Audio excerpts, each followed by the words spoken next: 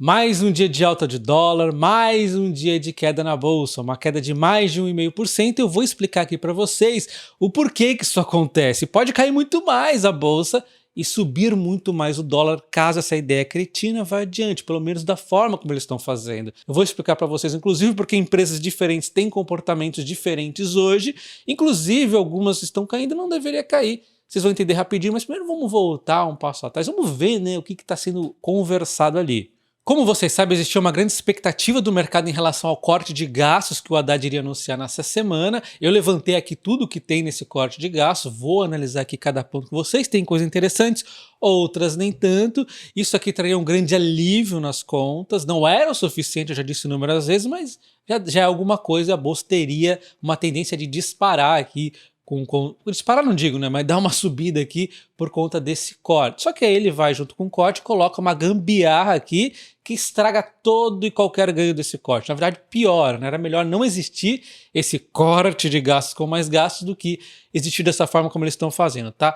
Bom, então depois de eu falar aqui o que tem nesse corte de gastos e sobre a isenção, a gente comenta também um pouco mais das empresas, né, o comportamento ali do mercado. Bom, então nós temos aqui o corte de gastos, onde na verdade vai trazer mais gastos, mas enfim, falando da parte do corte, o Haddad ele estava pretendendo aqui economizar de 25 a 30 bilhões em 2025 e em 2026 40 bilhões. Esses são números estimativos, a gente já não pode contar com tudo isso, mas já é um pouco de alívio, né? Bom, então vamos ver aqui as medidas propostas do corte, né? Onde nós temos uma nova regra para o abono salarial. Quem recebe até 2 salários mínimos tem direito a receber um 14º salário, que a gente pode chamar, né? Aquele valor de abono, né? E com base no pagamento proporcional aos meses trabalhados, obviamente, e a proposta em discussão no governo é que apenas aqueles que tenham remuneração mensal de 1,5 salário mínimo poderiam receber esse abono. Então existe um corte aqui para quem ganha até 2 salários mínimos, não vai ser mais, agora é 1,5. Então uma parcela da população ficaria sem este abono salarial, traduzindo é isso, né? O próximo item é o combate a super salários. Eu vou ler aqui um trecho que eu peguei do Gazeta do Povo. O governo já indicou apoiar a limitação de super salários do funcionalismo, um projeto de lei que aguarda avaliação no Senado há 3 anos. Acredita-se que possa gerar economia de 3 a 4 bilhões por ano. Porém, o cálculo de movimentos livres questiona essa possibilidade. Segundo a Think Tank, a proposta permite 32 penduricalhos que continuem a ser recebidos pelos servidores sem incidência de teto constitucional. Bom, enfim, essas aqui estão as palavras dele, não vai conseguir tirar todos esses super salários, mas enfim, é uma medida que tende a ser positiva, né? Tirar esses super salários aqui. A outra medida aqui é a taxação dos super ricos, que não confunda com os super salários, é diferente da taxação dos super ricos. Eu entendo aqui que é setor privado, público, todo mundo que está ganhando muito, que tem muito dinheiro, na verdade. A gente tem que entender aonde vai ser essa taxação. Eu não achei detalhes em nenhum lugar na internet explicando mais a fundo isso. Inclusive, eles colocam valores iguais, de 3 a 4 bilhões, mas são coisas diferentes, tá? Eu acho que o mercado está aqui meio confuso. Uma coisa é a taxação dos super salários, outra de super ricos, né? Sempre o super ali, babaquice isso. Mas enfim, essa economia aqui, então, fica em aberto, tá? Eu achei aqui falando 3 a 4 bilhões e precisa saber como que vai ser essa taxação. Se for taxar as fortunas, cara, esquece isso que não dá certo. O cara vai para o país que não tem a taxação. Isso nunca deu certo. A Argentina acabou de fazer esses dias aí, não deu certo, não dá certo em nenhum lugar. Você taxa super ricos, não dá certo. Até mesmo países desenvolvidos, volta e meia, tem essas ideias burras, estúpidas, fazem isso aí e o pessoal faz o quê? Foge para o país vizinho, ainda mais lá na Europa, né? Mais fácil ainda, vai para um outro país que é tão bacana quanto. Então assim, não funciona a taxação de super ricos. Mas a gente tem que ver os detalhes. De novo, eu não achei aqui o pessoal explicando como é que funciona. Então, já vimos aqui, regra de abono vai ferrar ali o pessoal que ganha esse abono de 1,5 a 2 salários ali, mas é uma economia.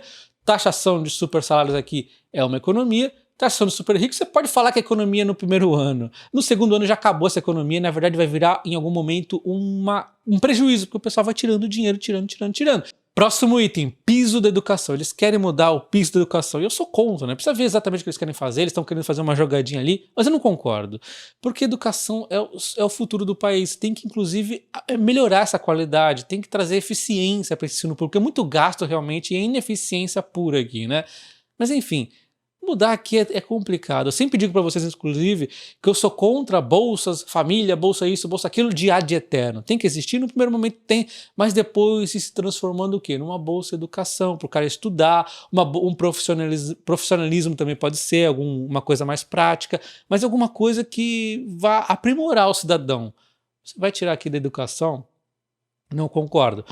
Pente finos em benefícios. Eles querem passar o pente fino aqui, por exemplo, no BPC, que é destinado a pessoas com mais de 65 anos ou com deficiência. A ideia é passar um pente fino, buscando aqui quem está recebendo não deveria. Eles vão fazer um pente fino similar aqui em todos os benefícios praticamente, buscando instrumentos também para ajudar, de repente até mesmo a biometria.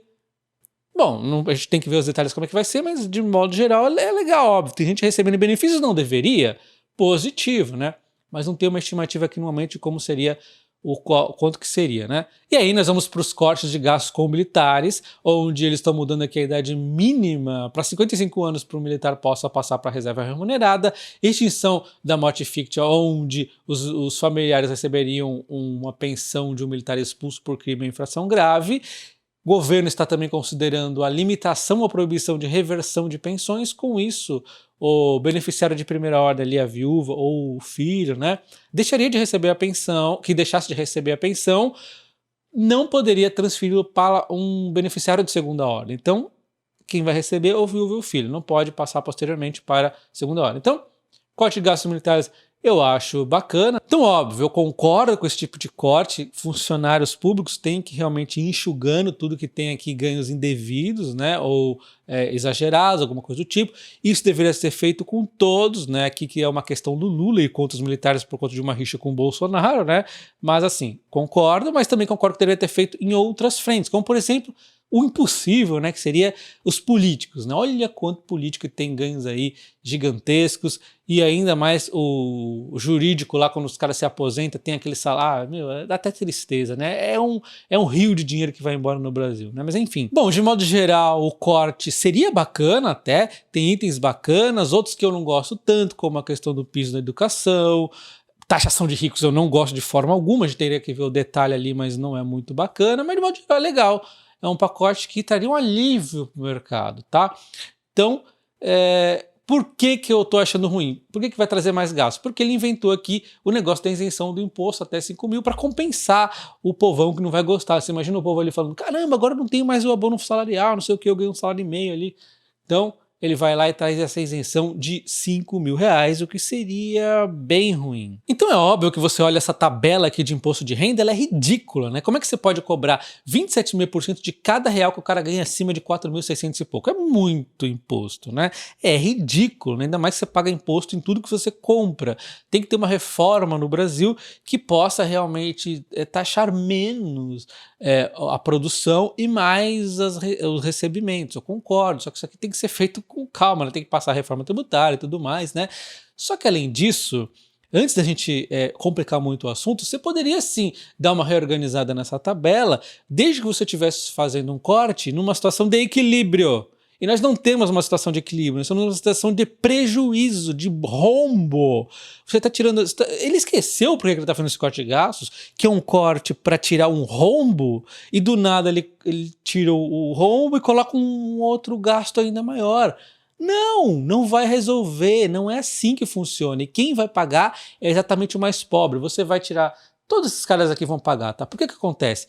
Se você está nessa faixa aqui que paga imposto, você ganha 4.700, você fala, caramba, eu vou ser beneficiadão, né? Vou ficar isento aqui. Beleza, num primeiro momento você vai ser beneficiado, mas a desaceleração que vai trazer no Brasil isso, por um rombo fiscal infinito, por uma inflação maior, você vai perder também no longo prazo. Agora, esse camarada aqui que já é isento hoje, esse aqui tá lascadaço, tá? Esse aqui tá ferrado, né? Esse aqui vai comer o pão que o diabo amassou, porque ele já é isento, ele vai ver nas suas costas ali uma inflação vindo com força. Esses outros aqui também, ó, porque ele não paga tanto assim, né? Então, todos esses aqui vão se ferrar. E aí o Haddad vai na imprensa, né, fazer um pronunciamento de 7 minutos sobre o corte de gastos, vai fazer aquela novelinha dele, aquela propaganda, né? Como a Dilma fez há 12 anos atrás, 3 anos atrás, quando ela anunciou Corte de preço de energia, que coisa maravilhosa, nossa, agora vai ter o quê? Gerar emprego, vai crescer, vai fazer e vai acontecer. Um pronunciamento de 11 minutos, a coisa mais bonita do mundo. Sendo que na prática, em pouquíssimo tempo, houve um desinvestimento gigantesco no setor elétrico do Brasil, o que causou um desequilíbrio entre oferta e procura, e a inflação do setor elétrico foi 20% acima da inflação do Brasil. E isso por conta de achar que você consegue marretar a economia. Você não consegue. Então, sem responsabilidade fiscal e sem um encaixe para fazer aquela mudança nas faixas de isenção, vai ferrar e não tem jeito, não tem papo furado não vai funcionar. Bom, e aí nós temos então o dólar, enquanto eu gravava o vídeo, subiu mais para 1,23, ele vai subir muito mais se isso aqui for realmente adiante, né? Enquanto a bolsa também caiu mais, 1,80, e também vai cair muito mais se essa medida aqui for adiante. E aí você vê, inclusive, algumas coisas que não encaixam tanto. Olha só, o banco, beleza, os bancos estão caindo, 1,64 o Banco do Brasil, quase 3% a Itaúsa, você vai ver o Itaú também caindo, eu peguei Itaúsa por acaso, mas você vai ver várias empresas aqui vinculadas a banco caindo, porque, como eu disse, os pobres vão se ferrar, a inadimplência deve subir, né? Eles também vão conseguir pegar menos empréstimos, né?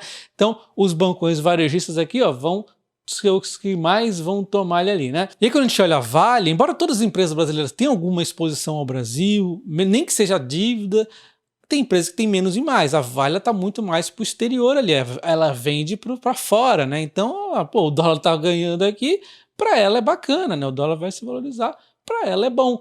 Pega outras empresas como o Klabin, mesmo cenário aqui, ó, elas também vão ganhar. Então, assim, não é que a bolsa acabou, mas algumas empresas podem sofrer mais, outras menos. Mas, no modo geral, se o Brasil desacelerar, vai acabar impactando todo mundo, tá? Mas sim, empresas que têm receita lá fora tende a ter essa força aqui. Mas a gente também pega algumas inconsistências. A gente pega aqui, por exemplo, a Taesa, ela está caindo 1%. A Taesa é uma elétrica, uma empresa de transmissão de energia. Ela vai ter sempre suas receitas garantidas com as leis de transmissão. Então ela não se importa muito. De novo, não é uma ilha, se aumenta tudo, aumenta o custo ali da dívida dela, mas a receita também vai aumentar na mesma proporção.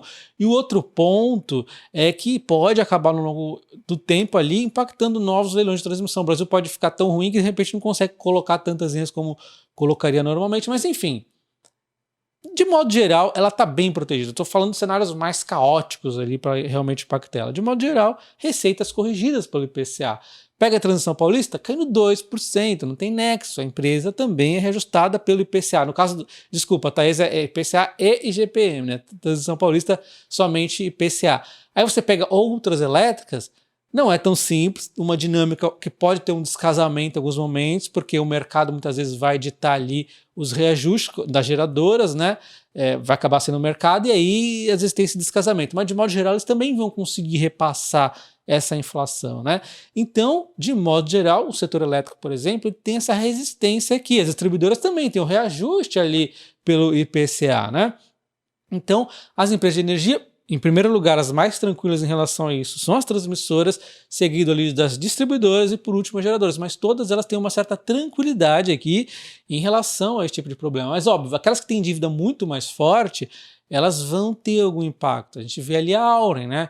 Porque ela tem uma dívida alta, provavelmente a Auren deve estar até com uma queda fortinha aqui. Mas o mercado não é 100% certo. Você vê que a Transição Paulista não deveria estar caindo nessa lógica, né? Ó, caindo 13,7%. Por quê?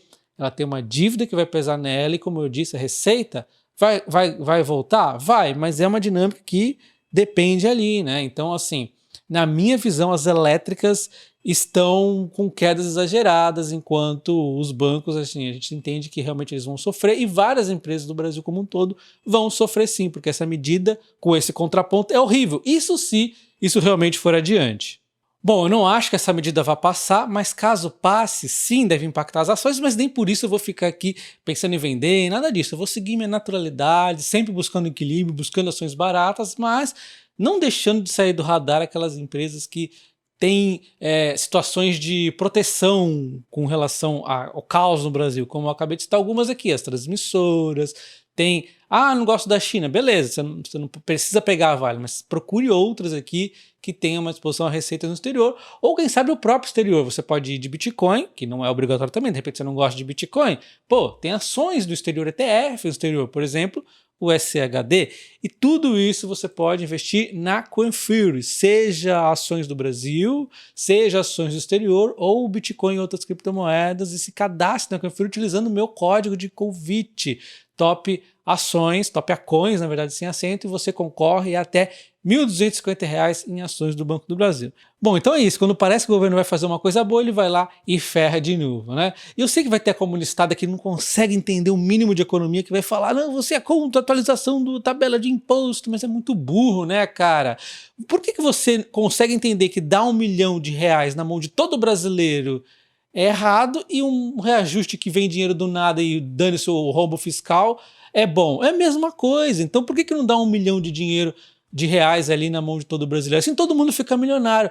Você é contra todo brasileiro ser milionário? Nossa, como você é vilão, né?